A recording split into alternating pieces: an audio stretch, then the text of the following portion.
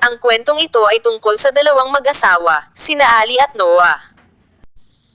Nabuo ang kanilang pag-iibigan ng magbakasyon ang pamilya ni Ali sa probinsya. Isinama si Ali ng kanyang kababata na si Sarah sa perya at doon sila unang nagkita ni Noah. Agad namang nabighani ang binata sa kagandahan ng dalaga.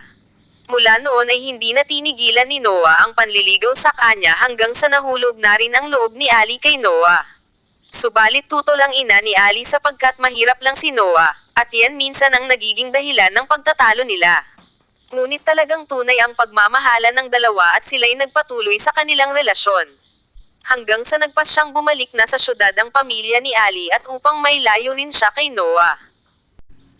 Nangako si Noah na susulatan niya si Ali araw-araw, ginawa niya iyon sa loob ng 1 taon at pagkatapos ay wala rin siyang sulat na natanggap mula kay Ali, kaya nawalan na rin ng pag-asa sa pag-aakalang kinalimutan na siya nito, dahil tinatago pala ng ina ni Ali lahat ng sulat ni Noah, kaya inakala rin ni Ali na kinalimutan na siya ni Noah. Ipinagpatuloy na lamang niya ang pagiging nurse at doon niya nakilala ang abogadong si Lon Hammond. Mayaman ito kaya siya ang gusto ng ina ni Ali para sa kanya, samantala para maibsan ang kalungkutan ni Noah ay nagsundalo siya kasama ang kaibigang si Finn, ngunit nasawi ang kanyang kaibigan sa kalagitnaan ng gyera.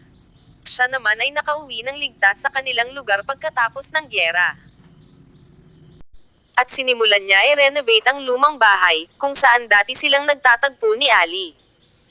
Nang matapos ni Noah ang napakaganda at malaking bahay, ay nailathala ito sa dyaryo at nakunan ng larawan kasama siya. Nakatakda namang ikasal si Ali kay Lon Hammond, habang nagmumuni-muni ang dalaga dahil naguguluhan parent siya, sapagkat mahal parent niya si Noah, gayong ikakasal na siya sa ibang lalaki. Pagkatingin niya sa dyaryo ay nakita niya ang larawan ni Noah, sa likod ay ang napakagandang bahay na ginawa para sa kanya. Hindi makapaniwala ang dalaga, at pinuntahan niya kaagad ang dating kasintahan. Nabigla si Noah sa pagdating ni Ali, at pareho pa silang nagkahiyaan. Hanggang sa nagpasya si Noah na ipasyal ang dalaga sa lawa at doon nag-usap silang dalawa, mahal pere nila ang isa't isa, at sobra silang nasiyahan sa pamamangka. Hanggang sa bumuhos ang ulan, sinabi ni Noah na nagsulat siya kay Ali sa loob ng 1 taon araw-araw, ngunit bakit wala man lang itong natanggap na liham mula kay Ali. Sinabi naman ni Ali na wala siyang sulat na natatanggap. Hanggang sa ang diskusyon nila ay nauwi sa pag-aalab ng kanilang mga damdamin, ibinigay nila ang sarili sa isa't isa.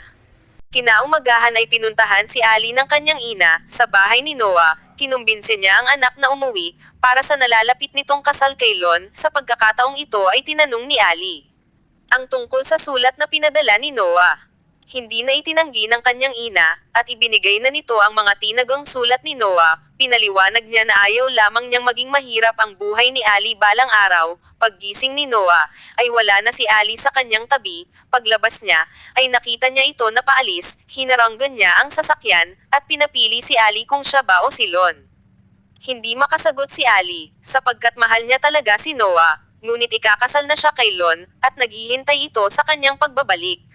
Sa huli ay nagpumilit parent siyang umalis, kahit sobrang nahihirapan. Nang bigla siyang napahinto, ay binuksan niya ang mga sulat, at unti-unti nagbalik sa kanyang isipan ang mga alaala nilang dalawa ni Noah. Mas lalo siyang nahirapan at naguluhan. Si Noah naman ay nagmakmak sa kanyang kwarto. Sa pangalawang pagkakataon, ay muling nadurog ang kanyang puso, nang biglang may narinig siyang sasakyan. Paglabas niya ay nakita niya si Ali, na may dalang maleta. Si Noah parent ang pinili ni Ali. Hanggang sa huli, pinaglaban nila ang kanilang pagmamahalan.